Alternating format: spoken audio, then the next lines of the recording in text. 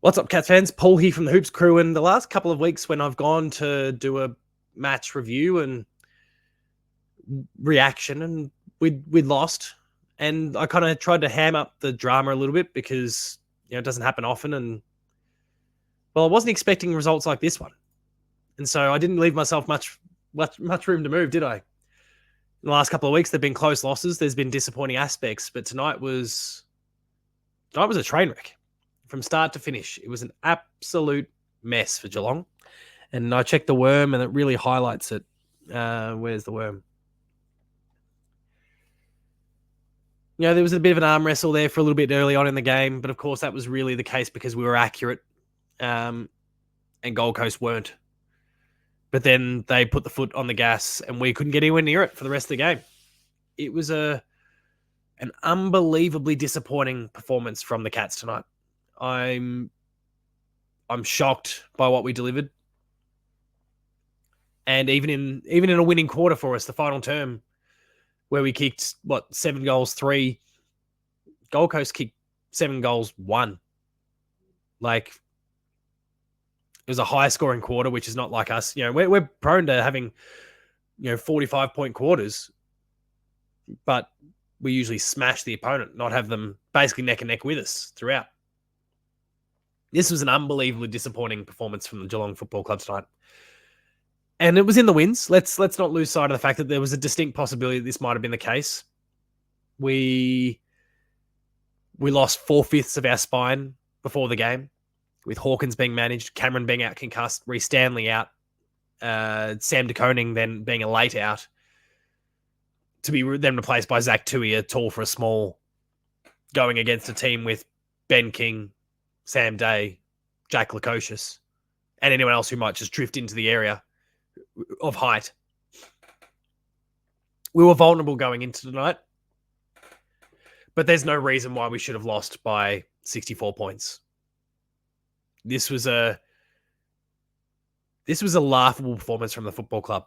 Now, I don't want to get into too much hyperbolic language along the way, because there was plenty of time for that. And as we record this, I'm fresh from having been in post-game live with Ben, and people should go check that out. There's 2 hours there of myself, Ben, and amazing people from the community coming in and sharing their thoughts on the game.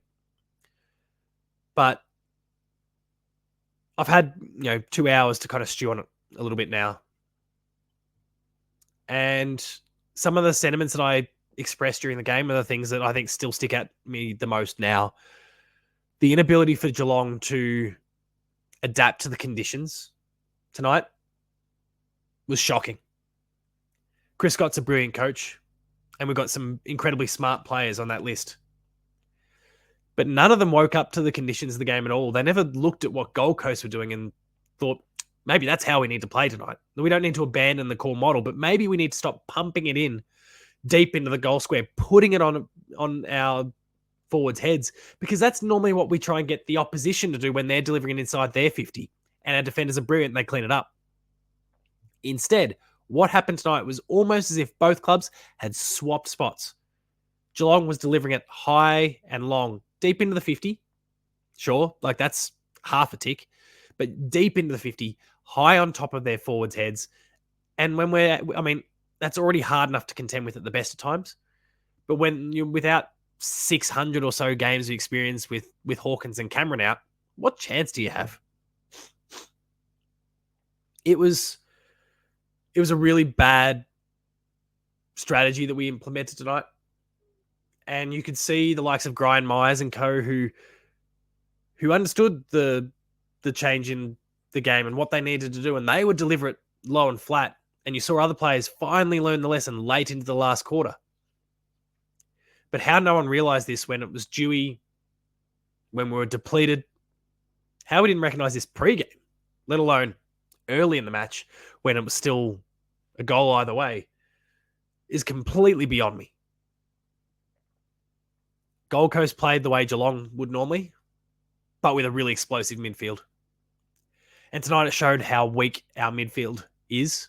And I don't mean weak in terms of brittle and weak wills and those sorts of things, but just the lack of depth, I guess, is what I'm trying to say there.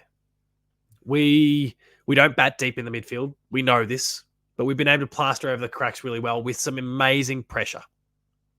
What our midfielders have been able to do, despite perhaps lacking the skill, the body size, those sorts of things, the experience, they've been able to offset with immense pressure. And what we saw from Jack Bowes at the beginning of the game, maybe spurred by the fact he was playing against his old team, I don't know, was nothing short of brilliant. He was amazing. And there was a play right at the very beginning of the game where he piled through someone at high speed. And it was amazing to watch. But no one else did it.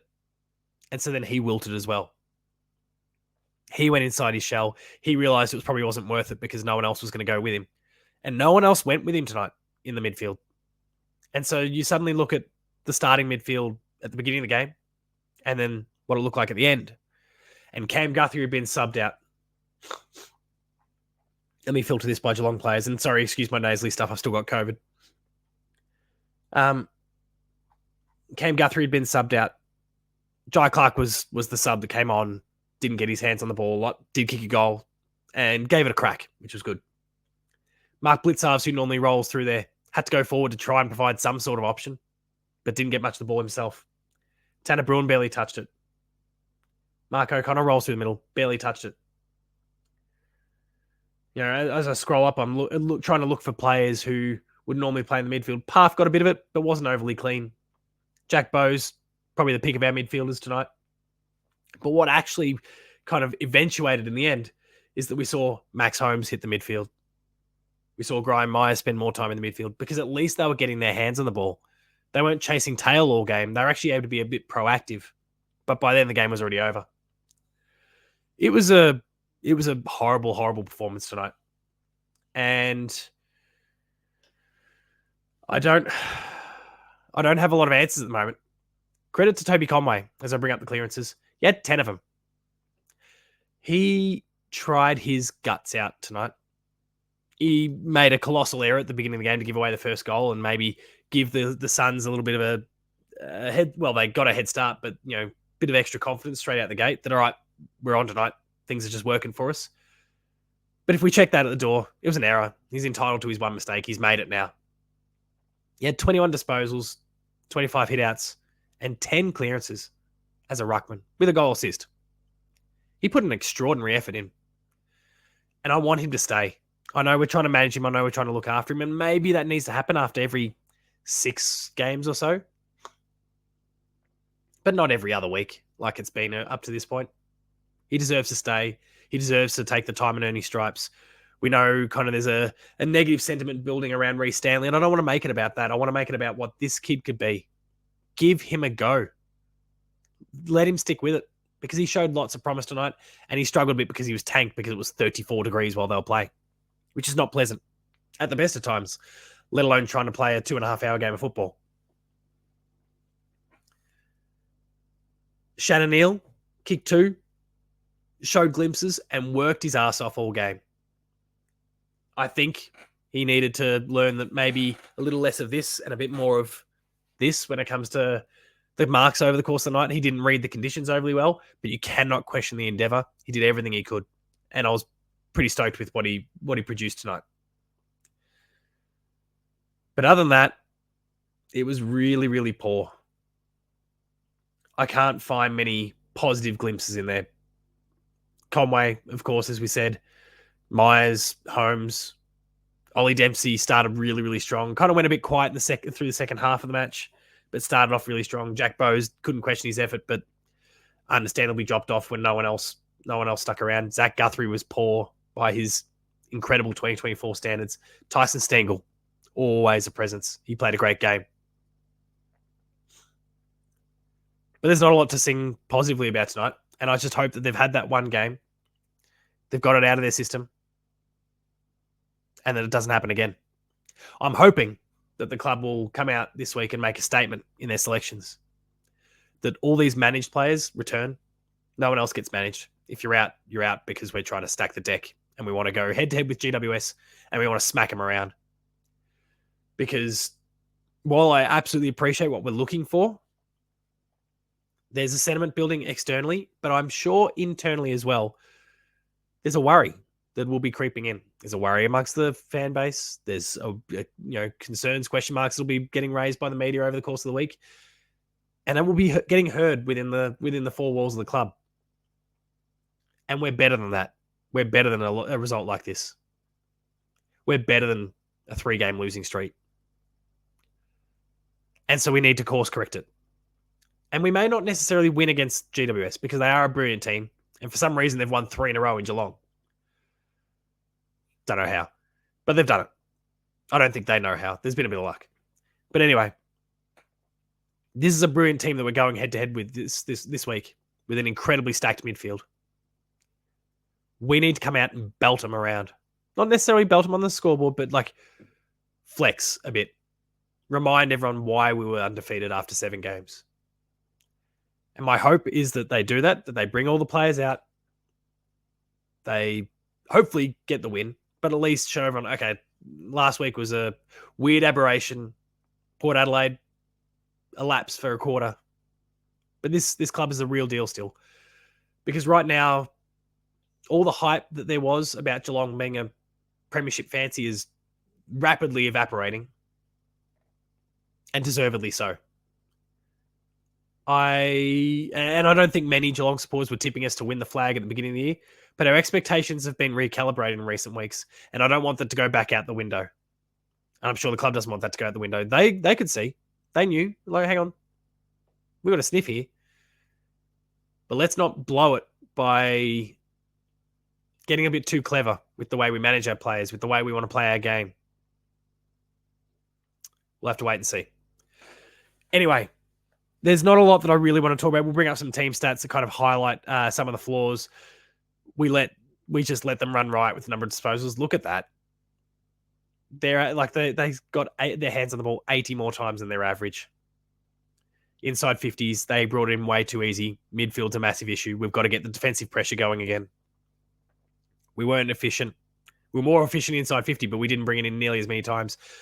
I'm going to acknowledge the free kicks, but nothing more because, honestly, the umpiring was pretty shit, but there was no saving Geelong tonight. I'm sure Chris Scott won't be talking about the umpiring, though.